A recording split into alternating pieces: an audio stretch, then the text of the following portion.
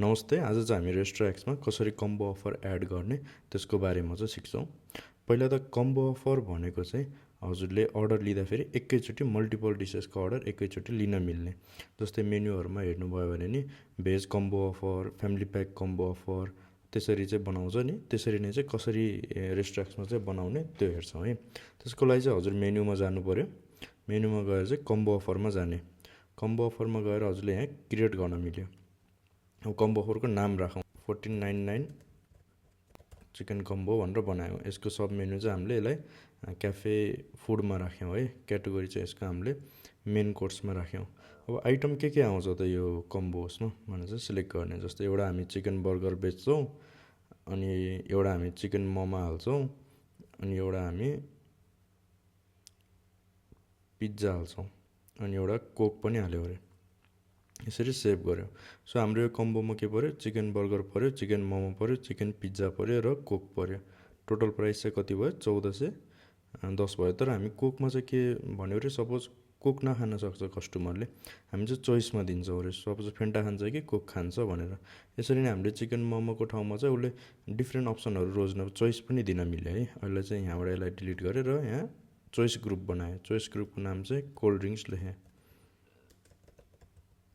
यसमा आइटम चाहिँ के राख्यौँ, एउटा चाहिँ कोक राख्यौँ, अर्को चाहिँ स्प्राइट, एउटा चाहिँ स्प्राइट राख्यौँ। सेभ। सो प्राइस भयो यति र यसलाई चाहिँ हामीले कतिमा दिन्छौँ, हामीले यसलाई दिन्छौँ 1299मा। सो 1299 भयो नि, यसको प्राइस पनि 1299 गरौँ सजिलोको लागि। त्यसपछि हाम्रो इमेज छ। इमेजमा चाहिँ हजुरले आफ्नो इमेज अपलोड गर्न नि मिल्यो। अहिलेलाई चाहिँ मैले यहीँ भएको एउटा रोज दिएँ। अनि यो कम्बो पर्मिसन भनेको चाहिँ डिस्काउन्ट अलाउ गर्ने कि नगर्ने। यो कम्बो अफरमा चाहिँ डिस्काउन्ट हान्न दिने कि नदिने चेकआउट गर्ने बेलामा।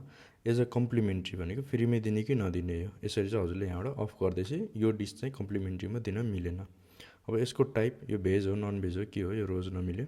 कति लाग्छ त प्रिपेरेसन टाइम चाहिँ 45 मिनट भनेपछि 45 मिनट दिने। बाँकी चाहिने डिटेलहरू यसमा के इन्क्लुडेड छ के छ सबै हजुरले यहाँ बोर्ड मिल्छ। र हजुरको कम्बो डिस चाहिँ कसरी देखियो यहाँ चाहिँ यसरी हेर्न मिल्छ। यसलाई चाहिँ सेभ गऱ्यौँ। अब यो अर्डर गर्ने बेलामा चाहिँ कसरी देखिन्छ भन्दा, एड अर्डर गर्नुहुन्छ, कुन चाहिँ टेबलमा अर्डर लिने र सुरुमै हजुरले मेन कोर्समा गएर हेर्नुभयो भने यहाँ के छ 1299 कम्बो भनेर छ। यति पर्ने थियो, यति डिस्काउन्टमा आयो।